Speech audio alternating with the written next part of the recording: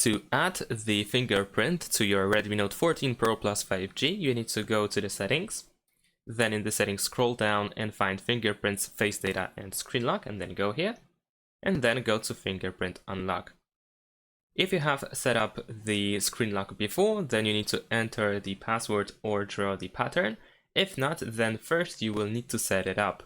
And after that, you will proceed and see this information that, of course, if you use a screen protector, it might interfere with the recognition of the fingerprint. However, we can simply press got it and then proceed. Over here we have our scanner and we need to touch it with our finger that we wish to scan and then lift your finger afterwards.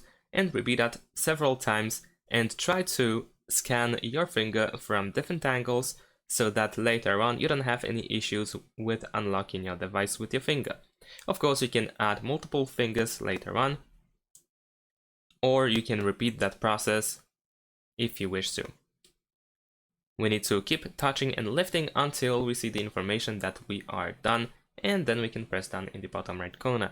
Now we are in the fingerprint settings, where we can find our fingerprint over here and we can remove it here. We can add another one. We can choose where we want to use our fingerprint, including of course the lock screen. We can also change the animation, and we have some additional options over here. And that is pretty much it. Thanks for watching, leave a like and subscribe to my channel, and see you in my next videos. Bye!